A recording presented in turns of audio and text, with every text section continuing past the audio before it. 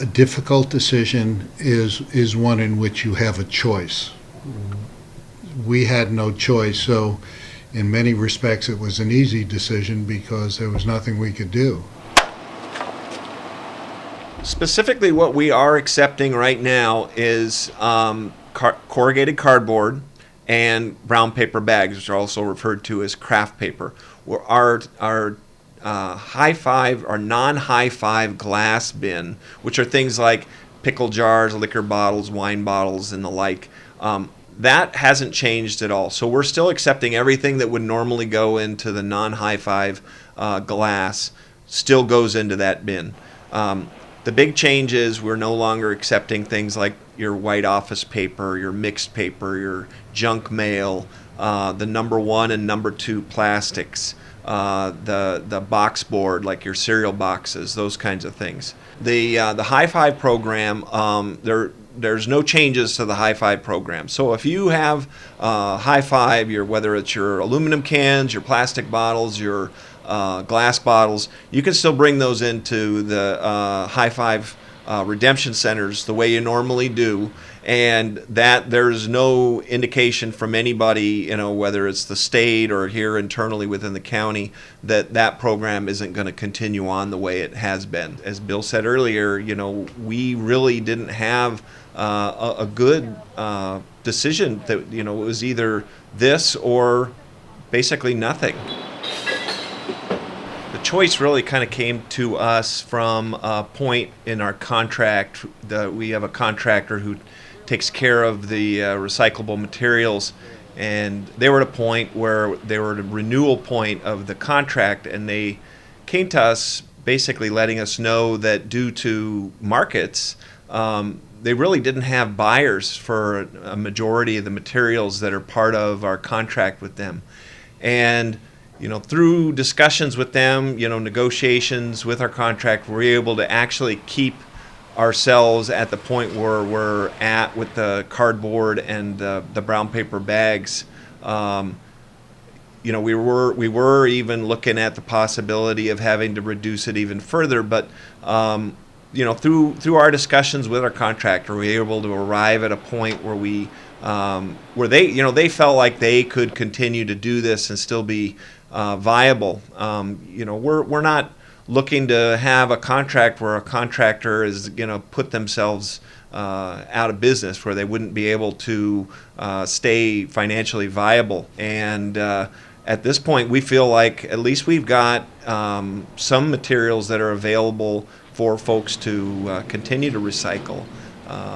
But obviously, it's a big change from what people have been used to, and this is through a lot of years of education and outreach from the county to the people of the county as to what they can recycle and why we want them to try and divert these things from the landfill.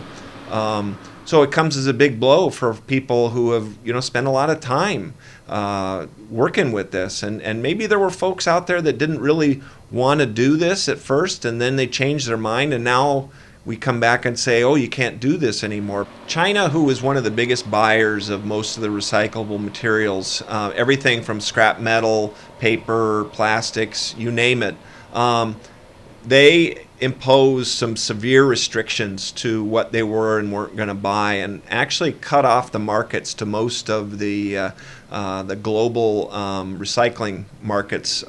So not just on the United States, but I mean all around the world, people were put into this position. So other markets started absorbing some of this material. In Asia, so you saw countries like Indonesia, Vietnam, India starting to buy more of this material. They were also discovering that the materials that were coming in maybe weren't of the quality that they wanted, and then all of a sudden they started getting gluts of these types of materials. So they also started putting in severe restrictions on accepting different types of recyclables, which ultimately has the effect, and especially when you look at like the Big Island, we're not a big player on the global recyclables market. So we have a very small amount of material that are going to come in when you compare us to say like Los Angeles County or City of Seattle or somebody like that who might carry much bigger market sway. We're looking at pretty small amount of tonnages coming in, and ultimately, the buyers, from our contractor, had to make some decisions one way or the other, and that was to discontinue accepting a lot of these types of materials. The whole issue of what do we do with our waste stream is an issue that connects to sustainability. We talk about sustainability, and sustainability is, I think, understood in a general concept, but when it becomes very specific, you have to say, what is it? What does that mean to me? And we're 3,000 miles from everywhere except other islands.